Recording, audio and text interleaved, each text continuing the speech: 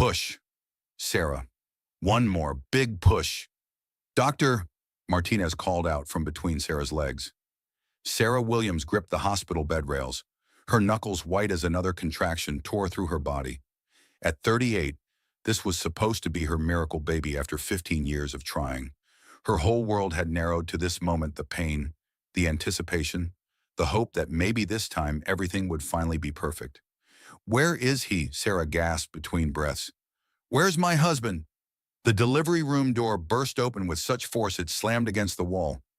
Richard Williams strode in, his expensive Italian suit wrinkled, his face flushed with anger instead of the excitement Sarah had dreamed of seeing. His Rolex caught the harsh fluorescent lights as he checked the time with obvious irritation. Finally decided to show up, Sarah managed through gritted teeth, trying to hide the hurt in her voice. Don't start with me, Sarah. I was in the middle of closing the Morrison deal when you decided to go into labor. Richard's voice carried that familiar edge of blame that always made Sarah's stomach clench. Couldn't you have waited until Monday? Dr. Martinez looked up sharply from his position. Sir, your wife needs your support right now. She's been in labor for 18 hours. She needs to understand that some things are more important than her timing, Richard snapped, loosening his silk tie as if the very act of being in the delivery room was suffocating him. Sarah felt tears mixing with sweat on her cheeks. This was supposed to be the happiest day of their lives. She had dreamed of this moment through countless failed fertility treatments, 3 devastating miscarriages, and years of Richard's growing coldness. In her fantasies, he would hold her hand, whisper words of encouragement, maybe even cry with joy when their baby finally arrived. The baby's crowning, Dr.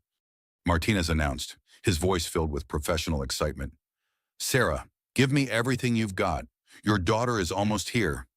Sarah bore down with all her strength, thinking of the tiny life about to enter the world, a life she had already loved fiercely for 9 months, talking to her belly every morning, playing Mozart while she worked in her garden, dreaming of the family they would finally become. It's a girl, Dr. Martinez lifted the crying infant, her tiny fists waving in the air. She's beautiful and healthy, perfect 10 fingers and 10 toes. Sarah reached out her trembling arms, tears streaming down her face. My baby girl, my Emma, the name they had chosen together during one of their rare peaceful moments. Sitting in the nursery, they had painted soft yellow because they wanted to be surprised, but Richard's voice cut through her joy like a blade. A girl. We talked about this. Sarah, I need a son. Someone to carry on the Williams name and take over the business. The words hit Sarah like physical blows. She had carried this child for 9 months, endured morning sickness that lasted all day, swollen ankles, sleepless nights, and a complicated pregnancy that had kept her on bed rest for the final month. And his first words were disappointment. Richard, please, Sarah whispered, still reaching for their daughter. Just hold her. Look at how perfect she is. No. Richard's voice was ice cold, colder than she had ever heard it. This is just another one of your failures. Sarah, first you can't get pregnant naturally, then you lose 3 babies, and now when you finally manage to carry one to term, it's not even what I asked for. Around them, the medical staff had gone silent, their faces shocked by the cruelty in Richard's words. Dr.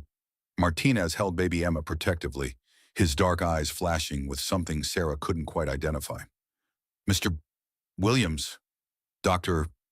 Martinez said firmly, stepping slightly between Richard and Sarah. Your daughter is perfect and healthy. Your wife just went through 18 hours of labor to bring this beautiful child into the world. Perhaps you might want to— Don't tell me about my wife, Richard snarled, his face reddening. And don't tell me about this disappointment. I specifically told Sarah I needed a male heir. Instead, she gives me another mouth to feed with no benefit to my legacy. Sarah felt something breaking inside her chest. Not just her heart, but something deeper. Some final thread of hope that had been holding their marriage together despite years of emotional abuse, financial control, and increasing isolation from everyone she had once cared about. That's what I think of your failures, Richard said quietly, his voice deadly calm. Both of them. Then he did something that would haunt Sarah forever and change the course of 3 lives in ways none of them could have imagined. The slap echoed through the delivery room like a gunshot. Sarah's head snapped to the side, her cheek burning from the force of Richard's open palm. The heart monitor that had been tracking her vital signs suddenly began racing as her blood pressure spiked dangerously.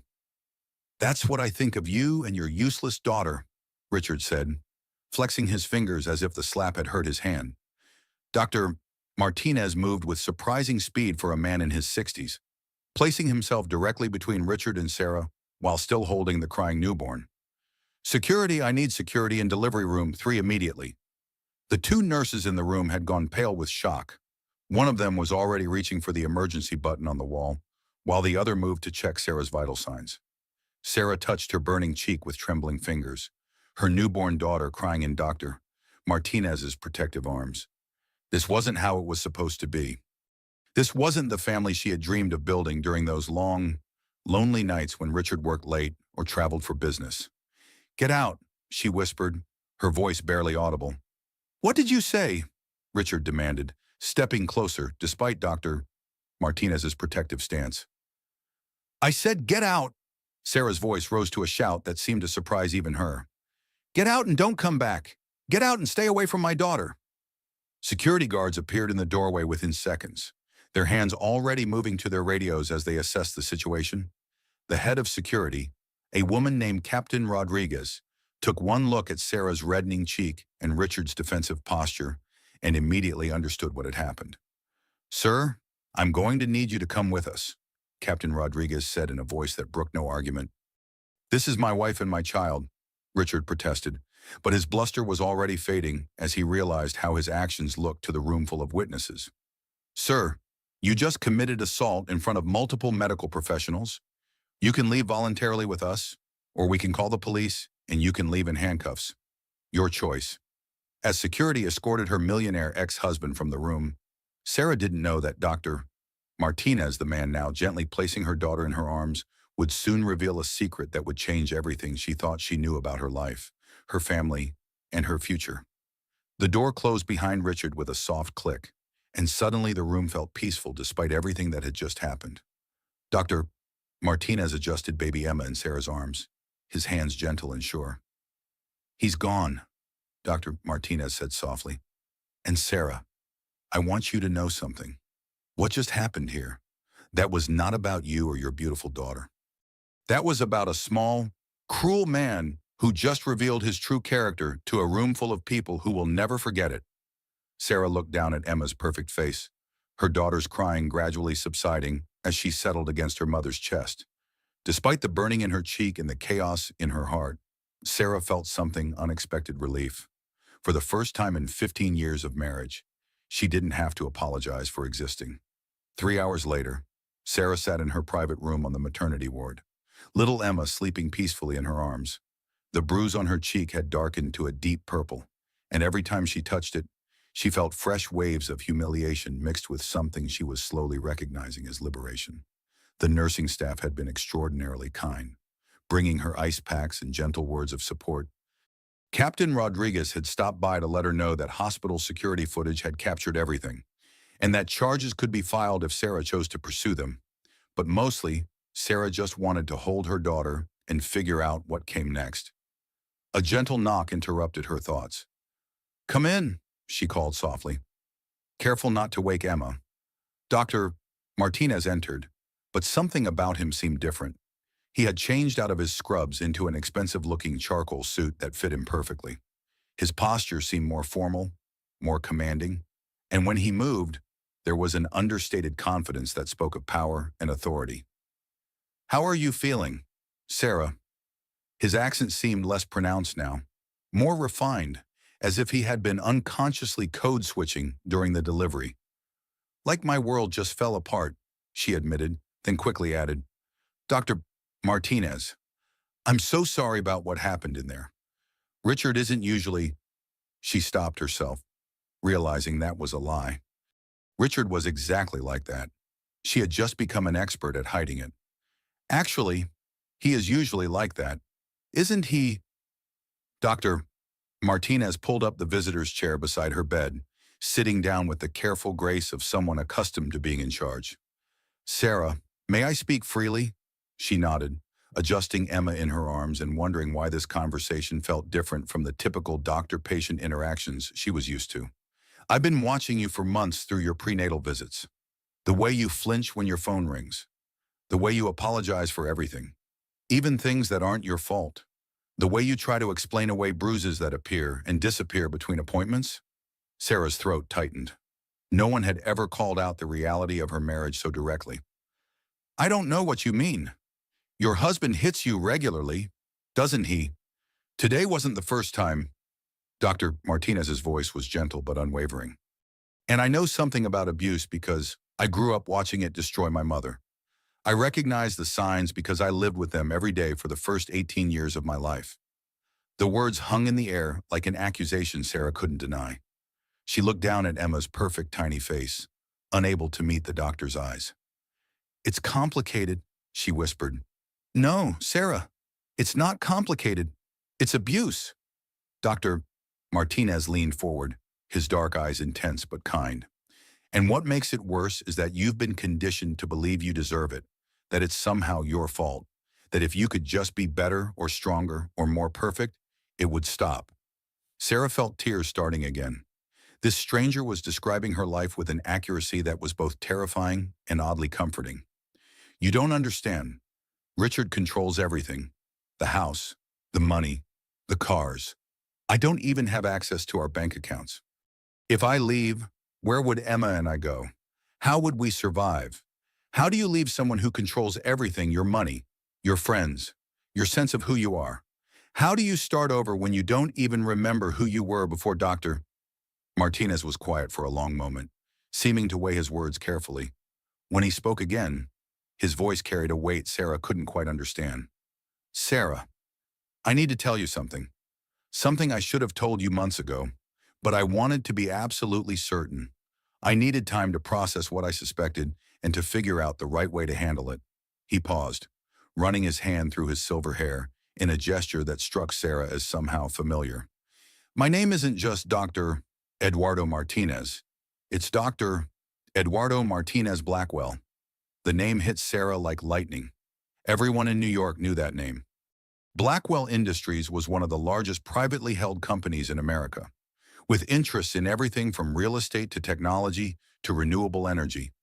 She had read about Eduardo Blackwell in Forbes magazine just last month, a feature article about billionaire philanthropists who were quietly changing the world. That's impossible, she breathed, staring at this man who had just delivered her baby and was now claiming to be one of the richest people in America. 24 years ago, I had a relationship with a young woman named Margaret Thompson. She was 19. I was 25 and just starting medical school. We met at a coffee shop near Columbia, where I was working weekends to pay my tuition. Sarah's heart began to race for reasons she couldn't quite identify. Her mother's maiden name had been Thompson. Her mother had been 19 when Sarah was born, but her mother had died in a car accident when Sarah was 18. When Margaret told me she was pregnant, I begged her to marry me. I was ready to drop out of medical school, get multiple jobs, do whatever it took to support our family. But her parents, they thought I was just some poor kid from Mexico who was after their money. The room seemed to spin around Sarah. No, she whispered. But even as she said it, pieces were clicking into place. Her mother's mysterious past that she had never talked about. The way Margaret had always changed the subject when Sarah asked about her father. The secret phone calls that stopped abruptly when Sarah entered the room. They paid her $5,000 to disappear, told her they would disown her if she ever contacted me again, and that they would make sure I never became a doctor if she didn't cooperate. She took the money and vanished. I spent years trying to find her, but she had changed her name, gotten married to someone else. Margaret Thompson became Margaret Williams when she married your stepfather. She told him you were his daughter. You were 3 years old at the time, just a little girl who needed a father figure. Sarah felt like she was drowning. You're saying I'm your father. Sarah, I've been looking for you for 24 years. Emma stirred in Sarah's arms, making soft baby sounds that seemed impossibly loud in the sudden silence. Dr. Martinez, her father, looked at his granddaughter with tears in his eyes that he was trying hard to control. I knew the moment you walked into my office 6 months ago for your first prenatal appointment, you have your mother's eyes and her smile, but you have my hands and my stubborn chin. See? He held up his hands next to hers. The similarity was undeniable, the same long fingers, the same square palms, even the same small scar on the index finger from a childhood accident. Why didn't you say anything before? Sarah's voice was barely a whisper. I needed to be absolutely certain. I had DNA testing done on some routine blood work during your second visit. The results came back 3 months ago. Eduardo reached into his jacket and pulled out a folded paper. Sarah Thompson Williams, you are my daughter, and this beautiful little girl is my granddaughter. Sarah felt the world shifting beneath her like an earthquake. Her whole life had been built on lies. But maybe, for the first time in years, she wasn't alone.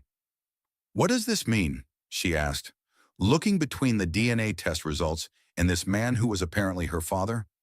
Eduardo reached into his jacket again and pulled out a business card. But this wasn't a medical card.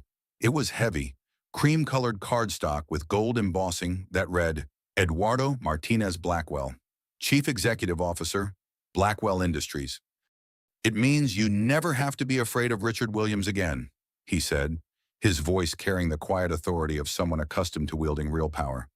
It means you have family who will protect you and Emma. And it means that the life you thought you were trapped in was just the prologue to the story you're really meant to live.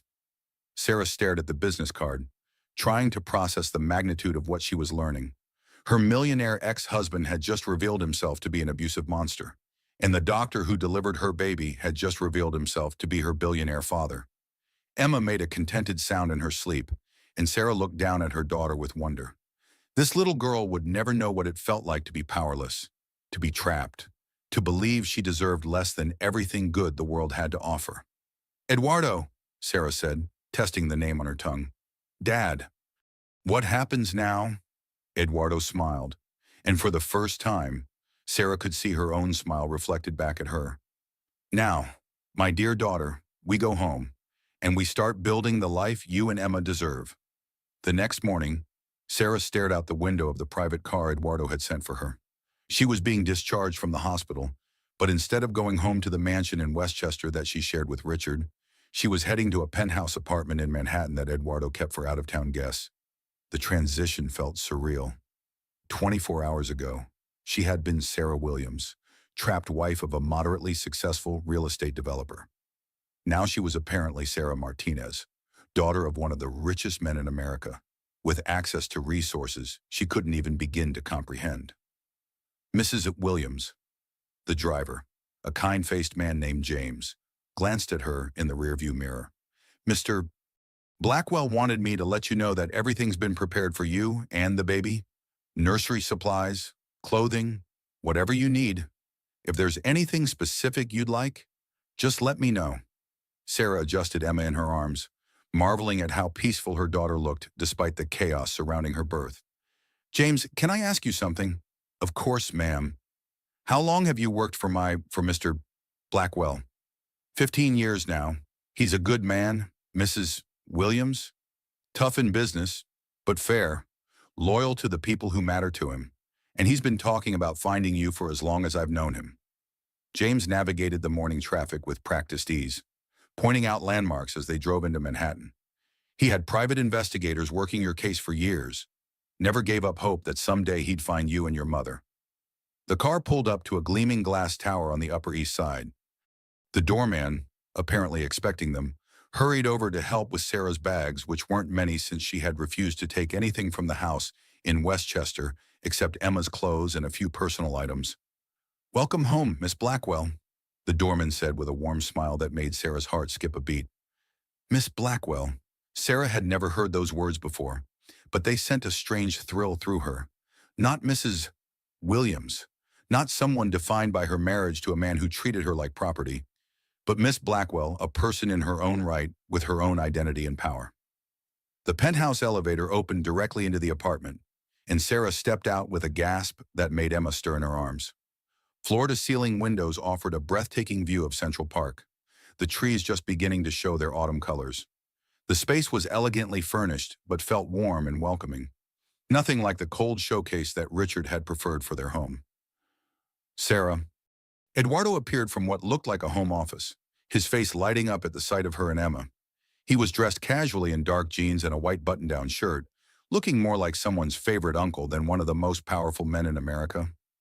"How are you feeling? How's my granddaughter?" "We're both fine," Sarah said, though she felt anything but fine. The events of the past day kept hitting her in waves. The violence of Richard's reaction, the revelation about Eduardo's identity, the complete upheaval of everything she thought she knew about her life. "Eduardo, this is all so overwhelming. Yesterday, I didn't even know you existed. And now you're discovering that your life can be completely different than what you thought possible?" Eduardo gently touched Emma's tiny hand with one finger, his expression soft with wonder. "I know it's a lot to process, Sarah, but I need you to understand something fundamental. You don't have to go back to him, ever. You don't have to be afraid anymore." Sarah sank into one of the plush armchairs, Emma cradled against her chest. "It's not that simple. Eduardo, Richard won't just let me go. He's used to getting what he wants, and he doesn't handle rejection well. When I don't come home today, when I don't answer his calls, he's going to escalate." Eduardo's expression hardened slightly. "Richard Williams is worth about $50 million, most of it tied up in real estate and investments that could disappear overnight if the right pressure were applied." He paused, meeting Sarah's eyes directly. "I'm worth $15 billion in liquid assets alone." The numbers were so large Sarah couldn't quite comprehend them. The difference between 50 million and 15 billion was like the difference between a puddle and an ocean. "I'm not trying to intimidate you with money," Eduardo continued, settling into the chair across from her. "I'm trying to show you that you have options now. Real options. The kind of options that come with real power." Sarah's phone, which had been mercifully quiet during the drive from the hospital, suddenly erupted with Richard's ringtone. She looked at the screen and felt her stomach clench with familiar fear, a Pavlovian response developed over years of walking on eggshells. "Don't answer it," Eduardo said quietly, his voice carrying the kind of calm authority that came from never having to raise it to be heard. "But if I don't, he'll just get angrier. And when he gets angry, Sarah, look at me." Eduardo's voice was firm but gentle. "You are not responsible for managing his emotions anymore. You are not responsible for preventing his anger or minimizing his reactions. That's what abusers do. They train you to believe that their feelings are your responsibility, that their violence is something you provoke, rather than something they choose." The phone stopped ringing, then immediately started again. Sarah stared at the screen, watching Richard's name flash over and over, and felt something shift inside her chest. For the first time in 15 years, she didn't feel the automatic compulsion to answer, to apologize, to try to make things better. "He's going to keep calling," Sarah said, but her voice was steadier now. "Then let's make sure he understands the new reality." Eduardo walked to his home office and returned with a cordless phone. "James, please get Michael Harrison on the line." Within minutes, Eduardo was speaking to someone in a tone that was polite, but carried undertones of absolute authority. "Michael, I need you to contact Richard Williams immediately." "Yes, the real estate developer. Tell him that if he contacts my daughter again by phone, text, email, or in person, I will personally destroy his business and ensure he spends the next decade in litigation." Sarah listened in amazement as her father, the words still felt foreign, but increasingly right, calmly explained that she would be filing for divorce immediately, that any harassment would result in swift legal action, and that Richard would do well to remember that crossing the Blackwell family was a career-ending mistake. "That's right, Michael, my daughter," Eduardo continued. "No, this isn't a negotiation. This is a statement of fact. Mr. Williams has 48 hours to process this information and adjust his behavior accordingly." When Eduardo hung up, Sarah's phone had finally stopped ringing. "Is it really that simple?" she asked, feeling like she was watching someone perform magic. "Power usually is simple, Sarah. The complicated part is learning when and how to use it responsibly." Eduardo sat down across from her again. "But there's something else we need to discuss. Something about your future and Emma's future." "What do you mean, Sarah? You're my only child." "When I die, Blackwell Industries, all of it will be yours. But I don't want to wait until I'm dead to share my life with you. I want to be part of raising Emma, and I want you to be part of the work that gives my life meaning." Eduardo leaned forward, his eyes bright with excitement. How would you feel about becoming the vice president of the Blackwell Foundation? It's our charitable arm. We give away $50 million a year to causes that matter: education, healthcare, women's shelters, environmental protection. The room seemed to tilt around Sarah, vice president of a foundation that gave away more money in a year than Richard was worth in total. I don't know anything about running a foundation, she whispered. You'll learn. And Sarah, you'll be brilliant at it. I can tell already you have your mother's heart for helping people, and my stubborn streak when it comes to getting things done. It's a powerful combination. Emma made a soft sound in her sleep, and both adults looked down at her with wonder. She was so tiny, so perfect, so completely unaware that her life had just changed in ways that would affect her forever. She'll never want for anything, Eduardo said quietly. Education, opportunities, the freedom to choose her own path based on her interests and talents rather than her gender or her circumstances. Everything I couldn't give you. For the first time since Emma's birth, Sarah felt something she had almost forgotten existed: hope. Not the desperate, clinging hope she had lived on during her marriage. Hope that Richard would change, that things would get better, that maybe this time would be different. This was something bigger and more solid. This was hope backed by power, by resources, by family who chose to love and protect each other. What happens now? Sarah asked. Eduardo smiled, and she could see her own determination reflected in his expression. Now we start building the life you and Emma deserve. And if Richard Williams wants to fight that, he's about to learn what it means to take on the wrong family. Outside the windows, New York City stretched out below them, full of possibility and promise. Sarah was beginning to understand that she wasn't just escaping from something, she was stepping into something magnificent. Across town in his glass-walled office overlooking the Hudson River, Richard Williams was learning what it felt like to be afraid. The call from Michael Harrison had been brief but devastating. Eduardo Martinez Blackwell. The Eduardo Martinez Blackwell. And somehow his mousy, controllable wife Sarah was connected to him. Richard had built his $50 million empire by being smarter and more ruthless than everyone else. He had married Sarah precisely because she seemed perfect for his needs, beautiful enough to impress his clients and business partners, educated enough to hold conversations at charity galas, and submissive enough to never challenge his authority or question his decisions. But in the past 24 hours, she had somehow transformed into something he didn't recognize. The Sarah he knew would have come crawling back after their fight at the hospital, apologizing and begging for forgiveness. She certainly wouldn't have ignored 17 phone calls and disappeared with their newborn daughter. Get me everything you can find on Sarah's family history. Richard barked into his phone to his private investigator, a man named Stevens who specialized in finding leverage on business rivals. I want to know how she's connected to Blackwell Industries. I want birth certificates, school records, medical records, everything. And I want it today. Richard paced behind his desk, his expensive Italian leather shoes silent on the thick Persian rug. Through his office windows, he could see the construction cranes working on his latest development project, a luxury residential complex that would net him $15 million in profit if everything went according to plan. But nothing was going according to plan anymore. His assistant's voice came through the intercom. Mr. Williams, there's a woman here to see you. She says it's about your wife. She doesn't have an appointment, but she seems quite insistent. Send her in, Richard said, hoping this might be Sarah coming to her senses. The woman who entered was elegant in a way that money couldn't buy, probably in her early 60s, with perfectly styled silver hair and the kind of understated jewelry that cost more than most people's cars. She moved with the confidence of someone accustomed to being the most powerful person in any room. Mr.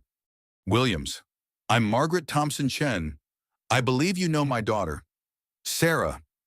Richard's mind raced. Sarah had never mentioned a mother named Margaret. According to what Sarah had told him, her mother was dead, had died in a car accident when Sarah was 18.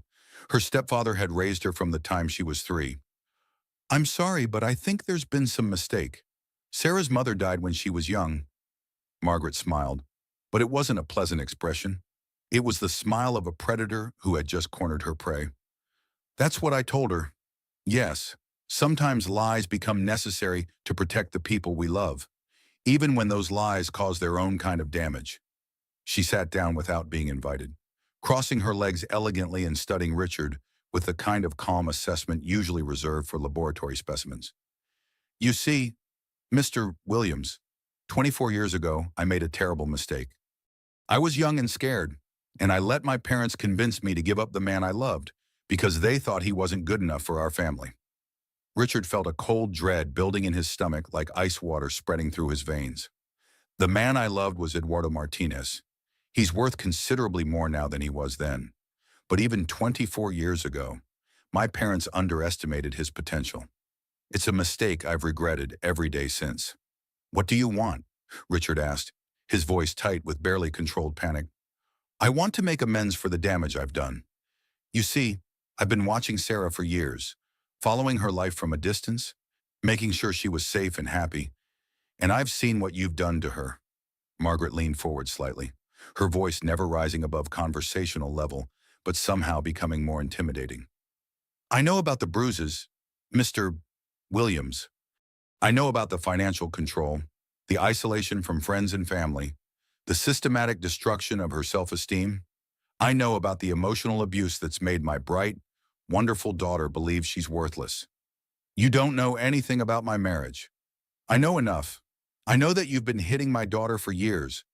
I know that you struck her in a hospital delivery room in front of witnesses. I know that you called your newborn baby a failure. Margaret's voice remained perfectly controlled, but her eyes were hard as diamonds. And now that Eduardo has found her, now that she knows who her real father is, I finally have the chance to protect her the way I should have been protecting her all along. Richard stood up abruptly, his chair rolling backward into the credenza behind his desk. Get out of my office. Oh, I'll leave. But first, let me give you some friendly advice. Margaret's voice was steel wrapped in silk, the tone of someone delivering an ultimatum disguised as a suggestion. Don't fight this divorce, Mr. Williams. Don't try to take custody of that baby. Don't make any moves against Sarah or Eduardo or anyone in the Blackwell family. Are you threatening me? I'm warning you. You see, I married very well the second time around. My husband, Dr. James Chen, is one of the most prominent surgeons in the city. We move in the same social circles as the Blackwell family, the same charity boards, the same country clubs where reputation is everything and scandal spreads faster than wildfire. Margaret stood gracefully, smoothing her skirt with hands that didn't shake. It would be such a shame if word got out about how Richard Williams treats his wife, how he struck a woman who had just given birth to his child, how he called his newborn daughter a failure in front of a room full of medical professionals. The blood drained from Richard's face. No one would believe. The entire delivery room staff witnessed it. Mr. Williams, doctors, nurses, security guards, all upstanding professionals with sterling reputations and no reason to lie. Margaret moved toward the door, then turned back with that same predatory smile. Plus, of course, there's the security footage, high-definition video with excellent audio quality. She paused at the door, her hand on the handle. Sign the divorce papers when they arrive. Accept whatever settlement Sarah's lawyers offer. Pay your child support on time, and disappear from her life quietly and permanently. Do that, and this all stays private between the people who were already there. Fight it. Margaret shrugged elegantly. Well, let's just say that the society pages can be very unforgiving, and my husband and I know an awful lot of people who write for them.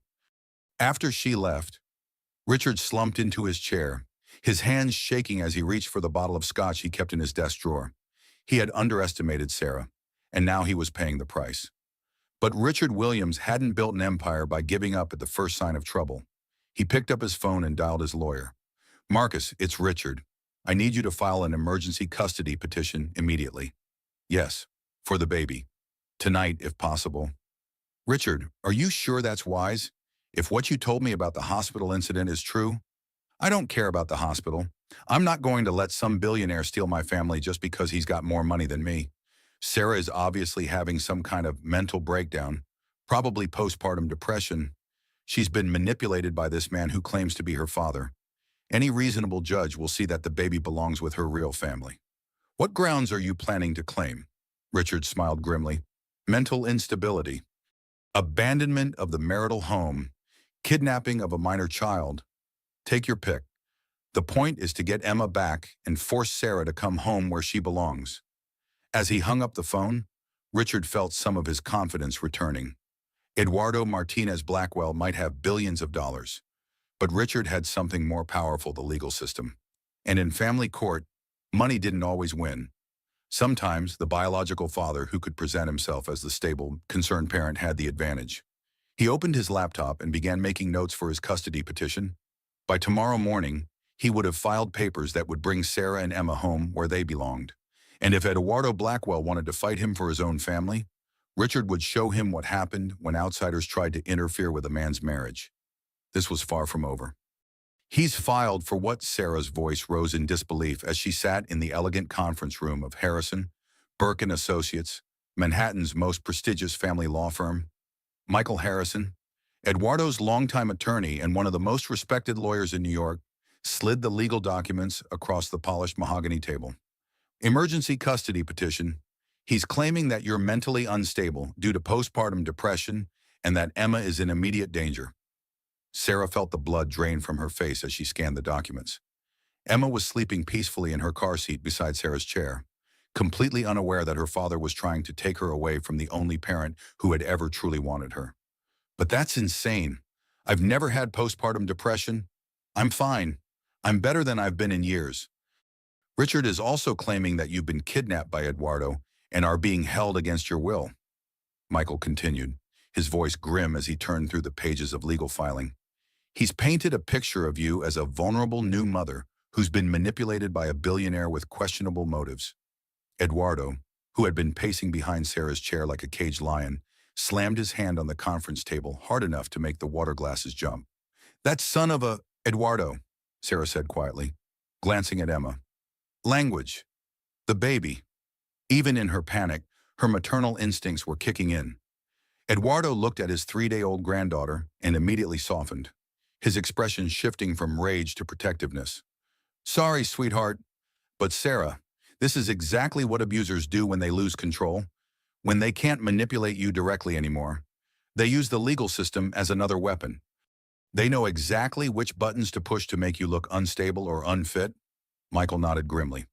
The good news is that emergency custody petitions require evidence of immediate danger to the child. Richard's filing is mostly accusations without substantial proof. He's banking on the fact that judges take any allegations involving newborns very seriously. What's the bad news? Sarah asked, though she was afraid to hear the answer. The bad news is that family court judges err on the side of caution when it comes to infant safety. They'll likely order a temporary custody evaluation, which means social workers, psychological evaluations, home visits, and possibly supervised visitation until we can prove Richard's claims are false. Sarah felt tears starting, hot and angry. They'll take Emma away from me. Not necessarily, Michael said quickly, but there will probably be restrictions. Court-appointed monitors, scheduled visitation, documentation requirements. The goal is to maintain the status quo while the investigation proceeds. How long will that take? Eduardo asked, his jaw clenched with the effort of controlling his temper. Could be weeks, could be months. Family court moves slowly, especially when there are serious allegations involved. Have you ever felt like the system was designed to protect everyone except you? Like the very institutions that should help were being turned into weapons against you? Sarah looked down at Emma's perfect sleeping face, thinking about all the years she had struggled with fertility, the 3 miscarriages that had broken her heart, the joy she had felt when she finally held her healthy daughter. The thought of being separated from Emma, even temporarily, was unbearable. There has to be something we can do, she whispered, her voice thick with unshed tears. Michael hesitated, exchanging a glance with Eduardo. There is one option, but it's risky and it will make this whole situation very public very quickly. What kind of option? Eduardo asked. We could file a counter petition claiming that Richard is the danger to the child. Document the abuse, the violence, his rejection of Emma after her birth. Make this about his fitness as a parent rather than Sarah's mental state. But, Sarah prompted, sensing there was more. But it means this becomes a very public, very ugly fight. Richard will fight back with everything he's got. He'll drag Sarah's name through the mud, make accusations about her mental state, Probably try to claim that her relationship with you, Eduardo, is somehow inappropriate or financially motivated. Sarah felt trapped between two terrible choices. If she did nothing, Richard might take Emma away using lies and manipulation.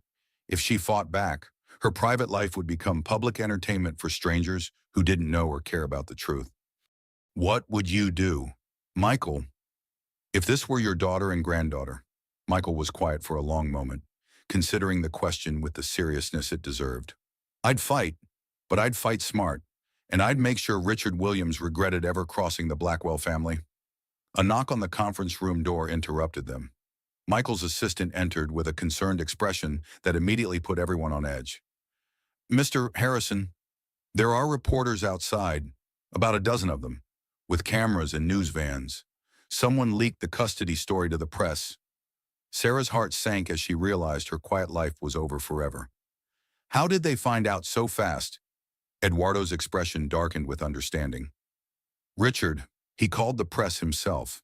He's trying to control the narrative, make himself look like the concerned father fighting to protect his child from an unstable mother and her manipulative billionaire father.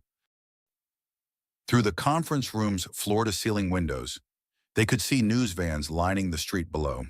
Reporters were setting up cameras and checking equipment, preparing for what they expected would be a juicy story about wealth, family drama, and custody battles. What do we do now? Sarah asked, feeling overwhelmed by the thought of strangers judging her life based on whatever narrative Richard chose to spin. Michael smiled grimly, and Sarah caught a glimpse of why Eduardo had chosen him as his attorney.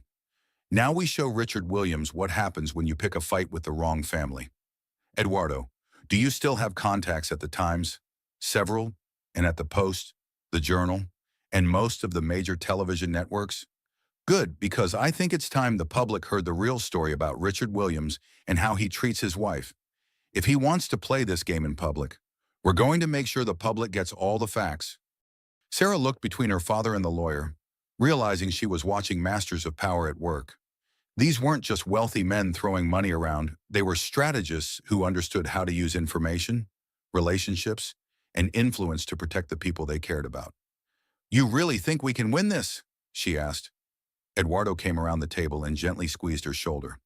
Sarah, I've been fighting battles longer than you've been alive.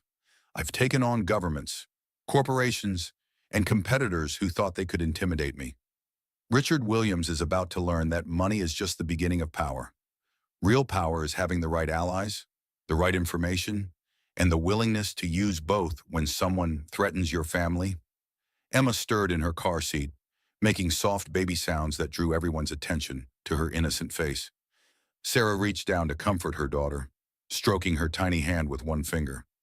Don't worry, baby girl, she whispered. Mommy's going to make sure you're safe. We all are. Outside, the reporters were setting up for what they expected to be a standard custody battle between a millionaire and his wife. They had no idea they were about to witness the full power of the Blackwell Empire unleashed in defense of family. The war had begun, but Sarah was no longer fighting alone. Good evening. I'm Diana Walsh with Channel 7 News. Tonight, a shocking story of wealth, power, and family secrets that reads like something out of a soap opera. Sarah sat in Eduardo's penthouse living room, Emma sleeping in her arms, watching her life become public entertainment.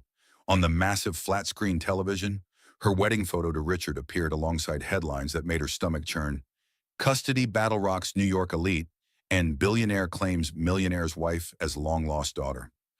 Turn it off, Eduardo said from across the room, where he was pacing like a caged animal, his phone buzzing constantly with calls from reporters, business associates, and friends who had seen the news. No, Sarah said quietly, her voice steadier than she felt. I need to see what they're saying about us.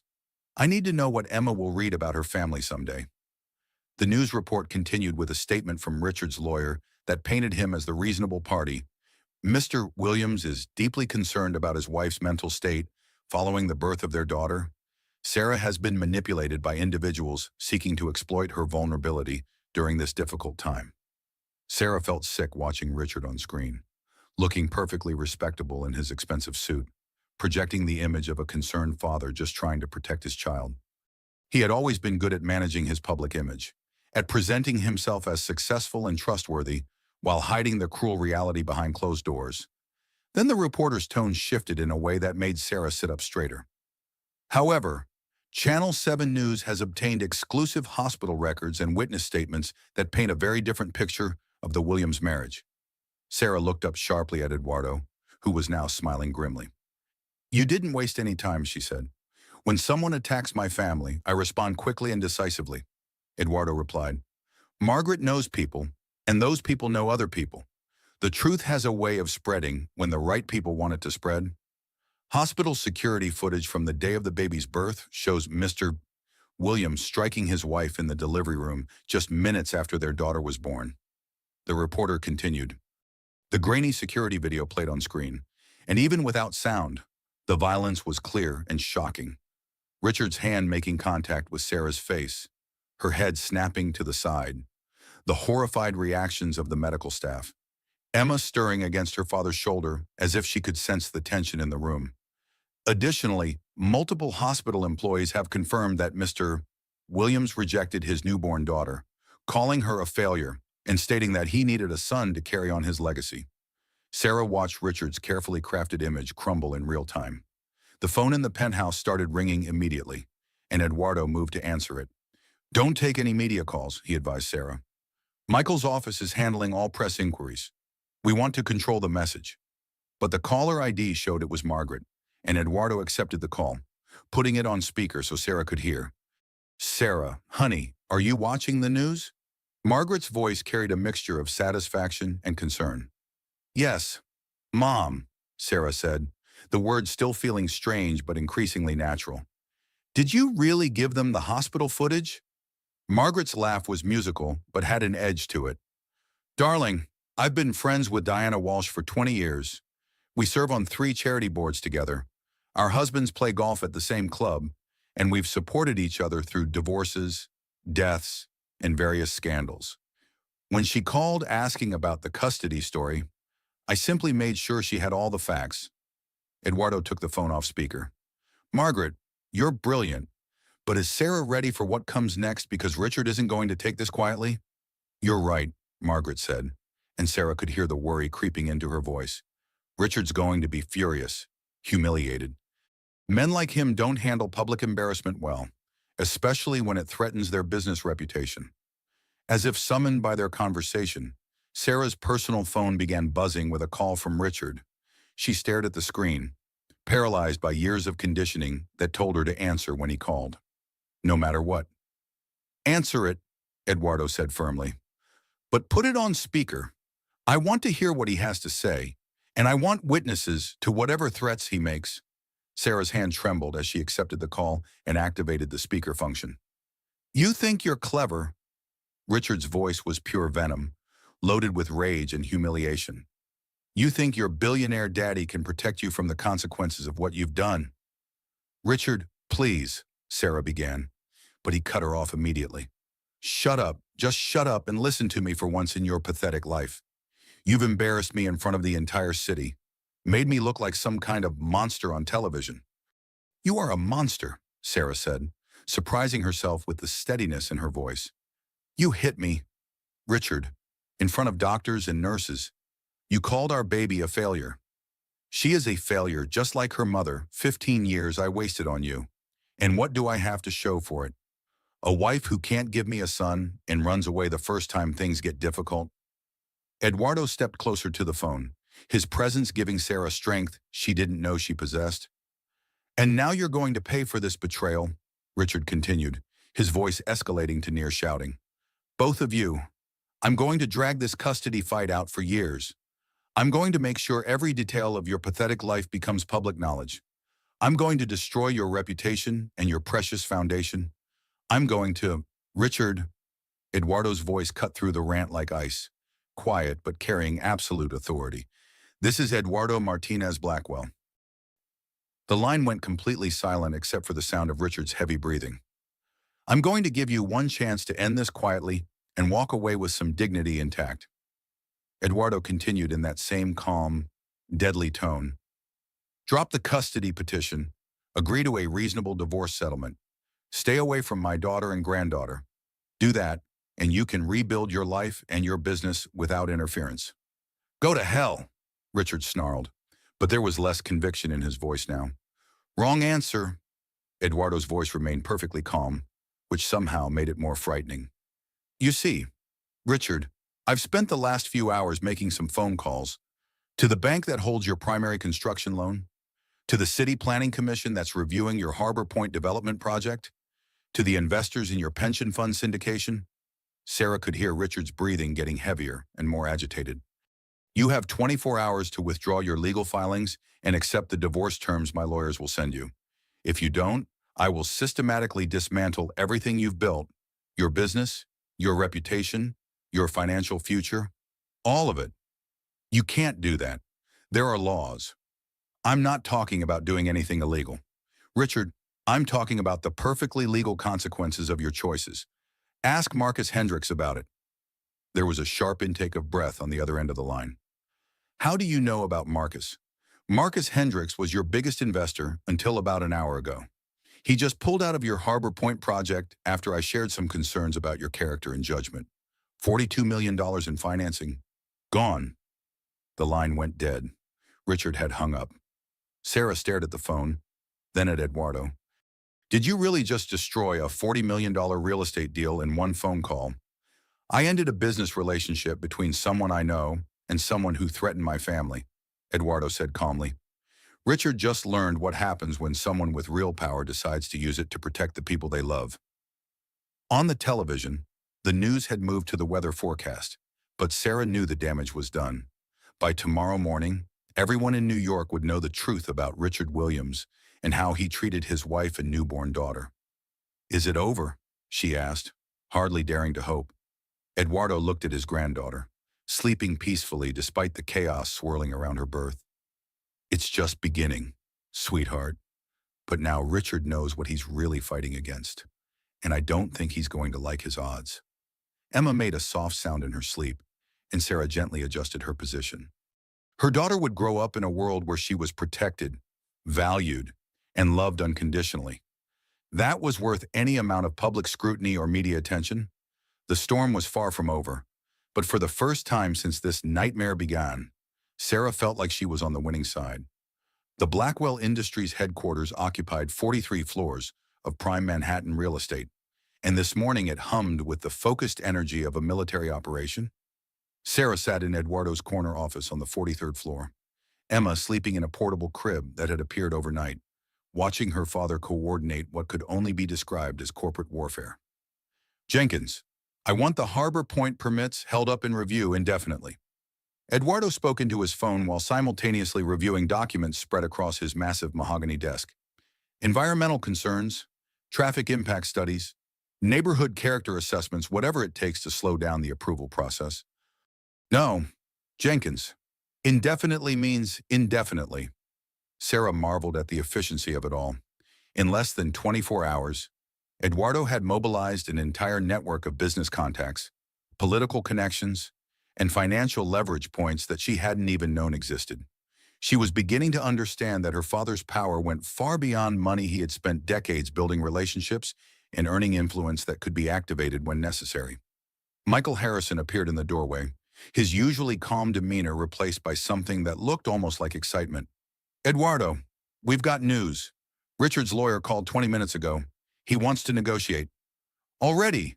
Sarah looked up from where she'd been reading about the Blackwell Foundation's annual report. But you said this could take months. Michael grinned, the expression transforming his serious face.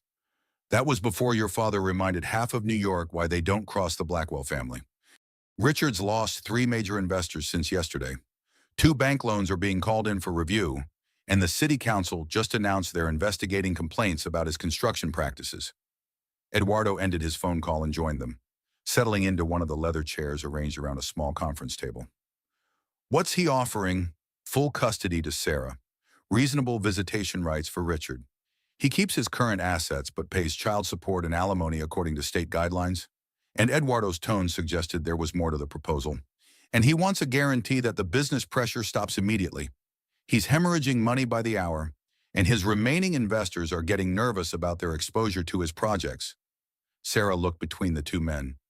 These masters of power and influence who were dismantling her millionaire ex-husband's empire with the efficiency of a surgical procedure? Is that enough? What if he changes his mind later? What if he decides to fight for custody when Emma's older? He won't, Eduardo said with absolute certainty, because he'll sign a comprehensive non-disclosure agreement that includes substantial financial penalties. If he ever harasses you or Emma again, if he violates the visitation terms, if he so much as speaks negatively about you in public, it'll cost him everything he has left. There was a knock on the office door, and Eduardo's assistant entered with an expression that immediately put everyone on alert. Mr. Blackwell, there's a Mr. Williams here to see you. He doesn't have an appointment, but he's quite insistent. Security is with him. Sarah felt her stomach drop as familiar fear rushed through her system. Richard's here in the building. Send him in, Janet, Eduardo said calmly, his voice carrying no trace of concern. But have security remain nearby, just in case Mr. Williams has trouble controlling his temper. Richard entered the office like a man walking to his own execution. His usually perfect hair was disheveled, his expensive suit wrinkled as if he'd slept in it. Dark circles under his eyes suggested he hadn't slept much, if at all. He looked like a man who had spent the night watching his carefully constructed world collapse around him. Eduardo, Sarah. His voice was tight with barely controlled anger, but there was something else underneath it, something that might have been fear. Richard, Eduardo gestured to a chair with perfect politeness. Please, sit down. We have a lot to discuss, and I'm sure you're anxious to resolve this situation quickly. I'm not here to negotiate. I'm here to tell you both that you've made a terrible mistake. Richard remained standing, his hands clenched into fists at his sides. Sarah instinctively moved closer to Emma's crib, her protective instincts kicking in even though she knew security was just outside the door. Even defeated and desperate, Richard still radiated a threatening energy that made her nervous. Have we? Eduardo's tone was conversational, but Sarah noticed his hand moving discreetly toward the panic button on his desk. You think money solves everything? You think you can just wave your hand and make people disappear like they never mattered? Richard's voice was getting louder, more agitated. But I built my business from nothing. I've survived economic crashes, hostile takeovers, city politics that would have destroyed weaker men. I'm not going to be destroyed by some old man with a guilty conscience and more money than sense. Richard, Sarah said quietly, finding her voice despite her fear. Just sign the papers. Take the deal. It's generous, and it lets you keep your dignity. Generous? Richard laughed, but there was no humor in it, only bitterness and rage. Sarah, you have no idea what you've unleashed.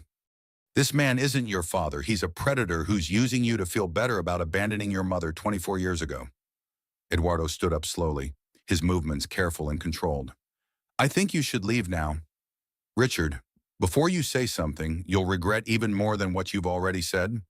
Oh, I'm leaving, but not before I tell you both some hard truths that neither of you wants to hear. Richard turned to Sarah, his eyes filled with the kind of malicious satisfaction he got from hurting people. You think this is some fairy tale that you're suddenly a princess because you found out daddy's rich? You're still the same pathetic woman who couldn't give me a son. The same failure who needed fertility treatments just to get pregnant at all. Sometimes the cruelest words come from people who once claimed to love us, but their cruelty says everything about them and nothing about us. Sarah felt the familiar sting of Richard's words, but something fundamental had changed in how she processed them. Instead of the crushing shame she usually felt, she found herself thinking clearly about what he was really doing, trying to hurt her because he was losing control and didn't know any other way to respond. You're right about one thing, Richard, she said, standing up and moving to Eduardo's side. I am the same woman who struggled with fertility, the same woman who wanted a family so desperately that I stayed with a man who hit me and called me worthless. But you know what else I am? Richard glared at her, clearly not expecting her to fight back. I'm the woman who survived 18 hours of labor to bring our daughter into the world while you were making business deals. I'm the woman who loved you for 15 years despite your cruelty and abuse. I'm the woman who's strong enough to walk away from you and build a better life for Emma. Sarah moved closer to Eduardo, drawing strength from his presence. And yes, I'm Eduardo Martinez Blackwell's daughter, which means Emma is his granddaughter, which means she'll grow up knowing she's loved, valued, and powerful enough to choose her own path in life. Richard's face contorted with rage and frustration. You think, I think this conversation is over? Eduardo interrupted, his voice carrying the quiet authority of someone accustomed to ending discussions when he chose to. Security will escort you out. You have until 5 o'clock today to sign the agreement Michael's office will send over. After that, the offer expires and we proceed to trial. Fine, Richard snarled, his composure finally cracking completely. But don't think this is over. I'll find another way to hurt you both. I'll make sure everyone knows what kind of people you really are. As security escorted Richard from the office, Sarah realized she was trembling not with fear, but with adrenaline and something that felt remarkably like victory. For the first time in her marriage, she had stood up to Richard without backing down, without apologizing, without trying to minimize the damage he was causing. Are you all right? Eduardo asked gently, his hand on her shoulder. Actually, yes, I think I really am.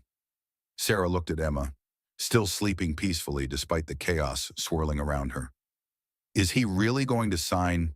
Michael, who had remained diplomatically quiet throughout the confrontation, smiled with professional satisfaction. Oh, he'll sign. His lawyer called again while he was up here making threats. 3 more investors just pulled out of his projects, and his primary lender is calling in their loan. Richard Williams is about 12 hours away from bankruptcy. Eduardo checked his watch, a gesture that somehow managed to convey both precision and inevitability. In that case, I think it's time you met the rest of the Blackwell Foundation board. You start your new job on Monday. Monday, but Emma's only 4 days old. The foundation offices are on the 20th floor of this building. We have a full daycare facility, private nursing rooms, flexible scheduling, whatever you need to be both a mother and a professional. Emma can come to work with you every day if you want. Sarah looked around the office at the view of Central Park stretching out below them, at the family photos Eduardo had already placed on his desk, including one of her and Emma from the hospital, at the oil portrait of his late wife that hung behind his chair with a small brass plaque reading, Maria Elena Martinez Blackwell, 1960-2019, beloved wife and partner. For the first time since Emma's birth, she felt like she was exactly where she belonged. What will I be doing at the foundation? She asked. Changing lives, Eduardo said simply, starting with your own. At exactly 4:57 p.m., Richard Williams walked into the conference room at Harrison, Burke and Associates, looking like a man attending his own funeral. His lawyer, Marcus Gold, followed behind carrying a thick folder of documents and wearing the resigned expression of someone who had spent the day explaining to his client why surrender was the only viable option. Sarah sat at the far end of the polished conference table with Emma sleeping in her arms, Eduardo on one side and Michael Harrison on the other. The contrast between the two sides of the table was stark. Sarah's team radiated calm confidence while Richard looked like he was barely holding himself together. Mr. Williams, Michael said formally, his voice carrying the weight of legal finality.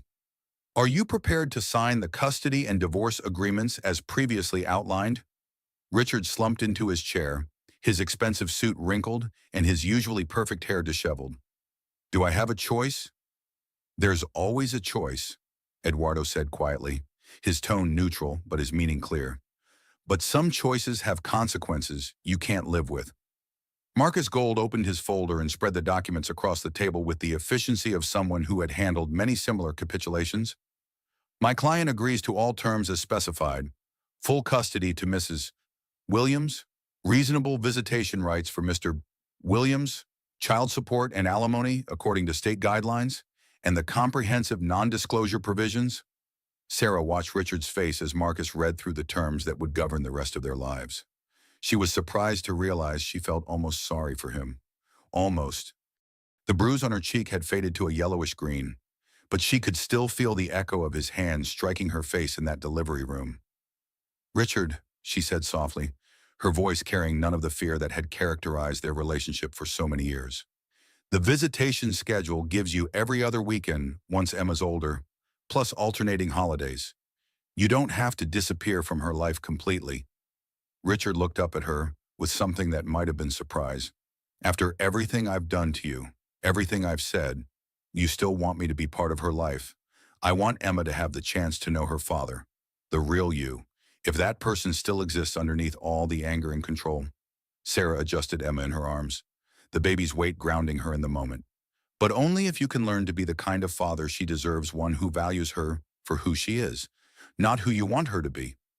For a moment, Richard's carefully constructed mask slipped, and Sarah caught a glimpse of the man she had fallen in love with 15 years ago, ambitious but not yet cruel, driven but not yet consumed by the need to control everything around him. But then his jaw tightened, and the walls went back up. "Let's just get this over with," he muttered, reaching for the first document. The signing process took nearly an hour. Page after page of legal documents that officially ended Sarah's marriage and began Emma's new life as part of the Blackwell family. Child support that would ensure Emma never wanted for anything, calculated as a percentage of Richard's income that would motivate him to rebuild his business responsibly. Alimony that would give Sarah complete financial independence for the first time in her adult life, and the non-disclosure agreement that would keep Richard from ever publicly attacking Sarah or the Blackwell family. When the last signature was complete, Michael gathered all the documents with the satisfaction of a job well done. "That concludes our business. Mr. Williams, you have 48 hours to vacate the marital home. Mrs. Williams will arrange to collect her personal belongings at a mutually convenient time." "Actually," Sarah said, her voice surprising everyone at the table, "I don't want anything from that house. Nothing except my photo albums and Emma's nursery furniture." Richard looked up sharply. "Nothing, but there are antiques worth hundreds of thousands of dollars. Jewelry, art, things you chose, things that made you happy." Sarah shifted Emma to her other arm, the baby stirring slightly but remaining asleep. "I want to start fresh. Everything new, everything chosen by me for me and Emma." As Richard and his lawyer prepared to leave, he paused at the door, his hand on the handle. "Sarah, for what it's worth, I'm sorry about the hospital, about hitting you. About all of it." Sarah met his eyes directly, no longer afraid of his anger or his disapproval. "I know you are, Richard, but sorry doesn't undo the damage. Sorry doesn't erase the fear or rebuild the trust. And sorry doesn't guarantee it won't happen again. It won't. I swear to you on everything I have left. You swore to love and honor me too, in front of God and everyone we knew." Sarah's voice was sad but firm, filled with the wisdom that comes from finally understanding your own worth. "I can't build Emma's life on your promises anymore. I have to build it on my own choices and the family that chooses to support those choices." After Richard left, the conference room felt lighter somehow, as if a dark cloud had finally lifted. Eduardo reached over and gently touched Emma's cheek with one finger. "It's done, sweetheart. You're free." "Free." Sarah repeated the word like she was tasting it for the first time. "I'm not sure I remember what that feels like." Amerton Michael smiled, gathering the signed documents into a neat stack. "You'll learn, and you'll have plenty of help along the way." Eduardo pulled out another folder from his briefcase. "Speaking of which, there's one more document to sign today if you're ready." Sarah looked at him questioningly. "Your employment contract with the Blackwell Foundation. Starting salary is $300,000 per year, plus full benefits, plus a discretionary bonus based on foundation performance and your personal contributions to our mission." Sarah's eyes widened as she tried to process the number. 300,000. But I've never worked in philanthropy. I've never even had a real job outside the home. You've spent 15 years managing a household with a staff of 6, organizing charity events that raised millions of dollars, coordinating social functions for Richard's business associates. You've run fundraisers for the hospital, the Children's Museum, the animal shelter. Eduardo smiled with paternal pride. "You've been doing foundation work your whole marriage, Sarah. You just weren't getting paid for it or getting credit for your accomplishments. But what if I'm terrible at it? What if I disappoint you? Then you'll learn from your mistakes and get better, just like everyone does. But Sarah, I've watched you organize events that raised hundreds of thousands of dollars for charity. I've seen how you connect with people, how you make them feel heard and valued and inspired to contribute to something bigger than themselves. That's not something you can teach in business school. It's something you're born with." Emma stirred in Sarah's arms, opening her eyes for the first time since the meeting began. She looked around the room with the unfocused gaze of a newborn, but when her eyes found Sarah's face, She seemed to focus with the intensity that babies reserve for the most important person in their world. "Hi, baby girl," Sarah whispered, her voice filled with wonder and love. "Mommy just signed some very important papers. Papers that mean you're going to grow up safe and loved and free to be whoever you want to be." Eduardo leaned over to look at his granddaughter, his face soft with the kind of love that transcends words. "She's beautiful, Sarah. Margaret was right. She has your mother's eyes and my stubborn chin." "Mom's coming to dinner tonight," Sarah said, still marveling at having a mother again after so many years of believing herself to be an orphan. "She wants to meet Emma properly, and she wants to tell me more about why she left you all those years ago. Are you ready for that conversation?" Sarah considered the question, taking inventory of how much her life had changed in just a few days. 24 hours ago, she had been trapped in an abusive marriage with no hope of escape and no resources to build a different life. Now she was divorced, financially independent, reunited with her father, about to start a meaningful career, and raising her daughter surrounded by family who chose each other every single day. "I'm ready for anything," she said, and for the first time in years, she meant it completely. Outside the conference room windows, the sun was setting over Manhattan, painting the sky in shades of gold and pink. Sarah could see people hurrying home from work, heading to dinner with loved ones, living their lives with the freedom she was only now beginning to understand. Tomorrow, she would be one of them, a working mother building a future for her daughter based on her own choices and values. "Thank you," she said to Eduardo, her voice thick with emotion, "for everything, for finding me, for protecting us, for giving me a chance to become who I'm supposed to be." Eduardo's eyes were bright with unshed tears. "Sarah, I'm the one who should be thanking you. You've given me something I thought I'd lost forever when your mother disappeared: family. Real family. Built on love and choice rather than obligation." Emma made a soft cooing sound, and both adults smiled at the pure innocence of it. "Come on," Eduardo said, standing and offering Sarah his arm. "Let's go home and introduce this little angel to her grandmother properly, and then we'll start planning the rest of your lives." As they gathered their things and prepared to leave, Sarah realized that for the first time in her adult life, she was walking toward her future instead of running from her past. The difference felt like the difference between surviving and actually living. The penthouse dining room glowed with warm candlelight as Sarah, Eduardo, and Margaret shared dinner together for the first time in 24 years. The table was set with Eduardo's finest china and crystal, but the atmosphere was intimate rather than formal, a family reunion long overdue. Emma slept peacefully in a bassinet nearby, occasionally making soft baby sounds that drew everyone's attention and filled the silence with gentle wonder. "She's absolutely perfect," Margaret said for what felt like the 100th time, unable to take her eyes off her granddaughter.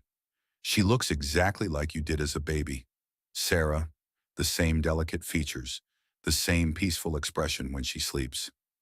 "Tell me about that," Sarah said gently, settling back in her chair with a cup of herbal tea. "Tell me about when I was born. Tell me about you and Eduardo. I need to understand the whole story." Margaret set down her wine glass and looked across the table at Eduardo, her eyes reflecting decades of regret and love that had never fully died. "Are you sure you want to hear this? Some of it isn't pleasant, and some of it might change how you see both of us." "I need to know. Mom, I need to understand why you let me believe you were dead for most of my life. I need to understand what happened between you two that was so terrible it required 24 years of lies." Eduardo reached across the table and took Margaret's hand, a gesture so natural it seemed like they had been holding hands across dinner tables for decades instead of being separated by circumstances and poor choices. "It's all right, Margaret. We're all adults now. The past can't hurt us anymore unless we let it." Margaret took a deep breath, gathering courage from Eduardo's touch. "I was 19 when I met Eduardo. He was 25, in his second year of medical school, working 3 jobs to pay for his education. I was supposed to be focusing on my studies at Barnard, but all I could think about was this brilliant, passionate man who talked about changing the world through medicine." "But you fell in love with the poor medical student instead of the approved suitors," Sarah said, understanding the familiar pattern of family expectations and romantic rebellion. "I fell in love with the most brilliant, ambitious, kind-hearted man I'd ever met. Margaret smiled at Eduardo, and Sarah could see the ghost of the young woman she had been.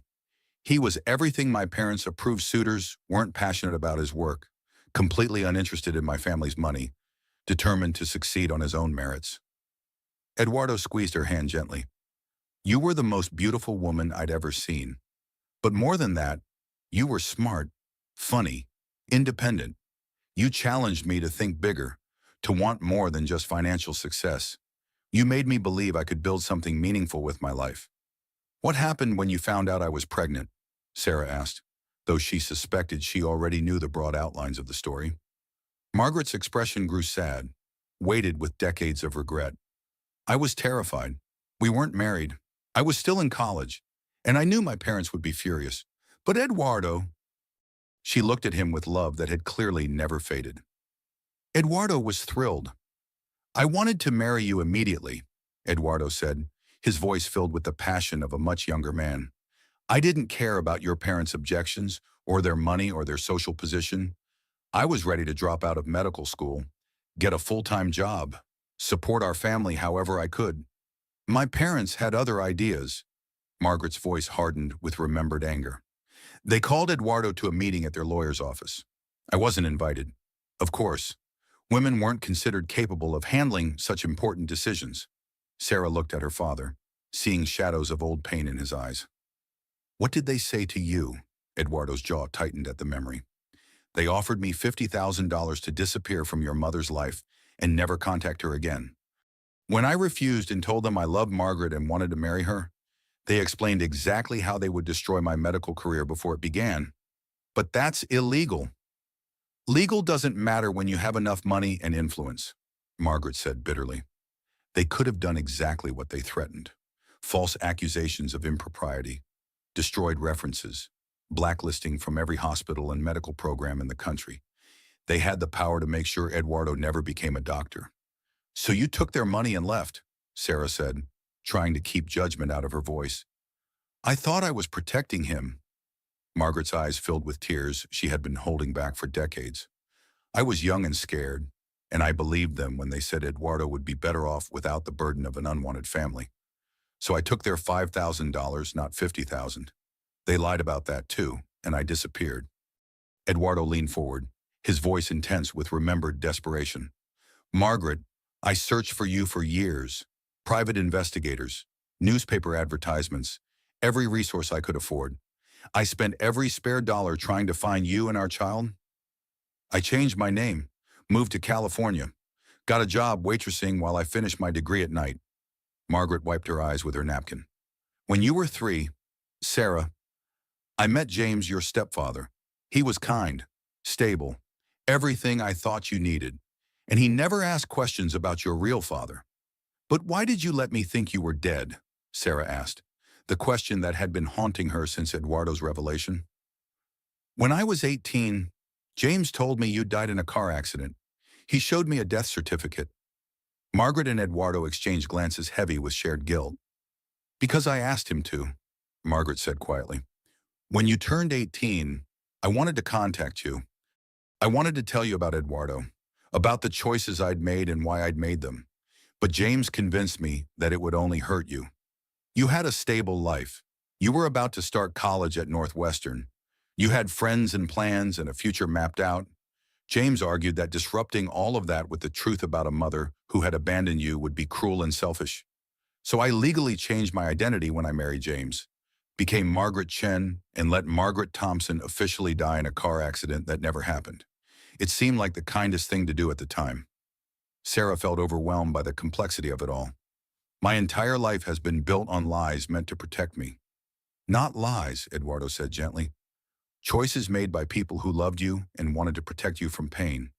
Wrong choices? Maybe, but made with the best intentions by people who were trying to navigate impossible circumstances. Emma stirred in her bassinet, and Sarah automatically reached over to soothe her. The simple act of comforting her daughter, grounding her in the present moment. Whatever mistakes had been made in the past, Emma would grow up knowing the truth about her family. I understand why you made the choices you did, Sarah said slowly, her voice stronger than she felt. But I need you both to promise me something. Anything, Margaret and Eduardo said simultaneously.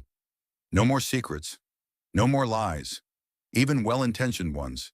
Emma deserves to know her family history, all of it. The good, the bad, the complicated parts that don't have easy answers. Agreed, Eduardo said firmly. Completely agreed, Margaret added. No more protecting people from the truth. Truth is better than protection, even when it's painful.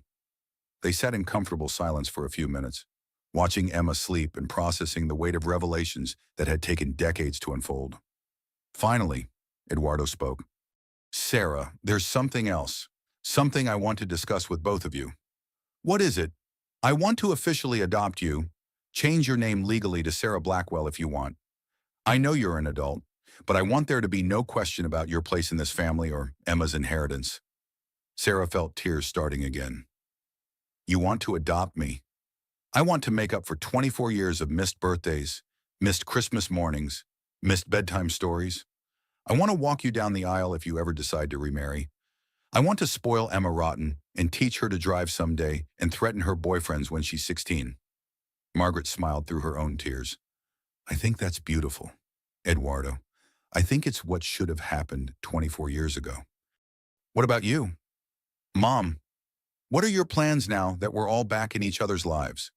Margaret looked at Eduardo hopefully, and Sarah could see the young woman she had been peeking through the elegant facade of the woman she had become. Actually, your father and I have been talking about maybe trying again. We're older now, wiser. We both know what it feels like to lose each other, and we don't want to waste whatever time we have left. Sarah looked between her parents. The word felt completely natural now, and saw something she had never thought she would witness, a love story getting a second chance after decades of separation and regret. What do you think, sweetheart? Eduardo asked. Are you ready to have your family back together? All of us, the way it should have been from the beginning. Sarah looked around the table at the people who loved her, then down at Emma sleeping peacefully in her bassinet. For the first time in her life, she felt like she belonged somewhere completely. They say you can't choose your family, but sometimes the universe gives you a second chance to choose the family you deserve. Sometimes the family that finds you is exactly the family you need. I think Emma's going to be the luckiest little girl in the world, she said, her voice filled with wonder and gratitude. She's going to grow up surrounded by people who chose to love each other, even when it was difficult, even when it took 24 years to find their way back to each other. Outside the windows, New York City sparkled with millions of lights, each one representing someone else's story, someone else's family, someone else's journey toward love and belonging. Somewhere out there, Richard was probably nursing his wounds and planning his next move. But here, in this warm room filled with love and possibility, Sarah felt invincible. Her past was complicated, her present was challenging, but her future, their future, was bright with promise and unlimited potential. To new beginning, Eduardo said, raising his wine glass. To family, Margaret added, lifting her own glass. To love that's stronger than fear, Sarah concluded, touching her water glass to theirs. As they toasted, Emma stirred in her sleep and made a soft sound that seemed like approval. The Blackwell family was finally complete. 6 months later, Sarah stood in her office on the 20th floor of the Blackwell Industries building, looking out at Central Park in full autumn splendor. The leaves were turning brilliant shades of gold and crimson, and the morning sun made everything look like a painting worthy of the Metropolitan Museum of Art. Mama, mama, mama! Emma babbled from her playpen in the corner of the office, her chubby hands reaching for the colorful toys that hung above her head. At 6 months old, she was a happy, healthy baby who had become the unofficial mascot of the Blackwell Foundation and the delight of every employee in the building. Good morning, beautiful girl, Sarah said, scooping Emma up for their morning cuddle ritual. Are you ready for Grandpa's big announcement today? The Blackwell Foundation had thrived under Sarah's leadership in ways that had surprised even Eduardo. In 6 months, she had overseen the distribution of $25 million to causes ranging from domestic violence shelters to children's hospitals to environmental protection programs. More importantly, she had found her calling. Every grant they awarded, every family they helped, felt like a piece of healing for her own past. A knock on the door interrupted her thoughts. Come in, Eduardo entered, carrying 2 cups of coffee and wearing the biggest smile she had seen from him yet. He was dressed in his best suit, and there was an energy about him that suggested something significant was about to happen. "Good morning, my girls. How are we this beautiful October morning?" "We're wonderful," Sarah said, settling Emma on her hip in the practiced motion of an experienced mother. "You look like you have news, and knowing you, it's probably news that's going to change our lives again." "I do indeed." Eduardo handed her a coffee and gently tweaked Emma's nose, making her giggle with delight. "The adoption papers were filed this morning. As of today, you are officially Sarah Margaret Blackwell. And Emma Martinez Blackwell. I wanted her to carry a piece of her heritage from both sides of the family, her Mexican roots and her new future." Sarah felt tears of joy starting. After everything they had been through, after all the legal complications and media attention, it was still hard to believe that the transformation of her life was real and permanent. "It's really official. I'm really your daughter in the eyes of the law. You've always been my daughter, sweetheart. Now the law agrees, and no one can ever question your place in this family again." Through the office windows, Sarah could see reporters gathering in the plaza below. Today was the day Eduardo would announce his engagement to Margaret and officially introduce Sarah as his daughter and heir to the Blackwell Empire. The media attention had been intense since the custody battle 6 months ago, but Eduardo's public relations team had managed it brilliantly. "Are you ready for this?" Eduardo asked, following her gaze to the crowd of cameras and reporters. "Once we make the announcement, there will be no going back to your quiet life. You'll be one of the most recognizable women in New York." Sarah considered the question seriously. 6 months ago, she had been a frightened, isolated woman trapped in an abusive marriage with no resources and no hope of escape. Now she was running a multi-million-dollar foundation, had been featured on the cover of Forbes magazine as the philanthropist to watch, and was about to become one of the most powerful women in America. "I'm ready," she said with confidence that surprised even her. "But first, tell me about Richard. How is he handling all of this? Is he staying within the boundaries of the custody agreement?" Eduardo's expression darkened slightly.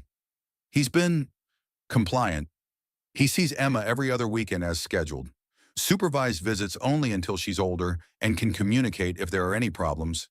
He's been civil during the exchanges. But he's struggling financially. Lost most of his major investors after the media coverage. Had to sell the Westchester house and downsize his operations significantly. He's living in a modest apartment in Queens now and working on smaller projects." Sarah felt a complicated mix of emotions. She didn't miss Richard or regret leaving him, but she took no pleasure in his downfall either. Will he be okay? Will he be able to rebuild eventually? Marcus Gold thinks he'll recover, probably on a smaller scale than before. He's a survivor, Sarah, and he's learned some hard lessons about consequences. He'll find a way to land on his feet, and maybe he'll become a better person in the process. Emma started fussing, and Sarah automatically began the gentle bouncing motion that always calmed her daughter. "Sometimes I wonder if I was too harsh, if I destroyed his life unnecessarily. The divorce settlement was generous, but the business consequences..." Eduardo took Emma from her arms, and the baby immediately settled against his shoulder. He had a natural way with children that made Sarah's heart ache for all the years they had missed together. "Sarah, let me tell you something I've learned in 62 years of life, most of it in business where consequences matter. You are not responsible for the consequences of other people's choices, but if you hadn't left, Emma would be growing up in a house where violence was normal, where love was conditional, where women were treated as property to be controlled rather than people to be respected." Eduardo's voice was firm but gentle. "You didn't destroy Richard's life, sweetheart. You saved your own, and Emma's, and possibly even his, if he's smart enough to learn from what happened." A soft knock interrupted them. Margaret peered around the door, looking radiant in a cream-colored suit that made her silver hair glow like spun platinum. The engagement ring on her finger caught the morning light and sparkled like a promise fulfilled. "Are my favorite people ready for the press conference?" "As ready as we'll ever be," Sarah said, straightening her own outfit, a navy blue dress that struck the perfect balance between professional authority and maternal warmth. "Sarah," Margaret said, moving to embrace her daughter, "I want you to know how proud I am of you. Not just for surviving what you went through with Richard, but for thriving, for building something beautiful and meaningful from the ashes of your old life. I had good teachers, Sarah replied, looking between her parents with gratitude that felt too large for words. I had people who showed me what real love looks like, what healthy relationships feel like, what it means to be valued for who you are rather than what you can provide. The three adults and one baby made their way to the elevator that would take them to the press conference. As they descended through the floors of the building that now represented Sarah's future, she thought about the journey that had brought them all to this moment. The elevator doors opened to reveal a room full of reporters, cameras, and bright lights. Sarah took a deep breath, lifted her chin with the confidence she had learned from her father, and stepped into her new life as a public figure. "Ladies and gentlemen," Eduardo began, his voice carrying the authority of someone accustomed to commanding attention, "I'd like you to meet my daughter, Sarah Blackwell, and my granddaughter, Emma. They are the future of the Blackwell family and the Blackwell Foundation." As the cameras flashed and the questions began, Sarah felt Emma's tiny hand grab her finger. She looked down at her daughter's perfect face and made a silent promise that would guide every decision she made for the rest of her life. Emma would grow up knowing she was loved unconditionally. She would never doubt her worth, never accept less than she deserved, never be afraid to use her voice or stand up for herself. She would grow up strong, confident, and surrounded by family who chose each other every single day. The press conference lasted an hour, but Sarah barely noticed the time passing. She answered questions about the foundation's work, about her unexpected reunion with Eduardo, about her plans for expanding their charitable efforts. She spoke with confidence and grace, every inch the philanthropist and heiress she had become. When it was over, the family retreated to Eduardo's office for a moment of quiet celebration and reflection. "That went perfectly," Margaret said, settling into a chair with Emma on her lap. "You were magnificent, Sarah, natural and authoritative, and completely comfortable in your own skin." "I felt magnificent," Sarah admitted, still marveling at the transformation. "6 months ago, I could barely order coffee without apologizing for taking up the barista's time. Today I announced a $50 million initiative to support domestic violence survivors and their children." Eduardo opened a bottle of champagne that had been waiting in his office refrigerator. "To new beginnings," he said, raising his glass in a toast. "To family," Margaret added, lifting her own glass. "To love that's stronger than fear," Sarah concluded, touching her water glass to theirs. As they clinked glasses, Emma clapped her tiny hands together, making them all laugh with pure joy. The sound echoed through the office like a benediction. Through the windows, New York City stretched out below them, full of possibility and promise. Sarah had found her place in the world, her purpose, her family. She had found herself. The scared woman who had been slapped in a hospital delivery room was gone forever, replaced by Sarah Blackwell, daughter, mother, philanthropist, survivor. A woman who had learned that sometimes the worst thing that happens to you can lead to the best thing that ever happens to you. Outside, autumn was painting the world in brilliant colors, and inside, a family that had been broken was finally whole again. The future had never looked brighter, and Sarah knew that whatever challenges lay ahead, they would face them together. The millionaire ex-husband who had tried to control her was just a chapter in her story now, not the author of her destiny. The divorce settlement had given her financial independence, but more importantly, she had discovered her own strength, her own worth, her own power to create the life she wanted. Women supporting women, she thought, remembering all the people who had helped her along the way, the nurses in the delivery room, Margaret's strategic use of her social connections, the female reporters who had told her story with compassion and accuracy. As Emma fell asleep in Margaret's arms and Eduardo began planning their next charitable initiative, Sarah realized that her midlife transformation was complete. She had not just escaped from an abusive marriage, she had stepped into her destiny as a powerful woman capable of changing the world. The Blackwell legacy would continue through Emma, but it would be shaped by Sarah's values of compassion, justice, and the fierce protection of those who couldn't protect themselves.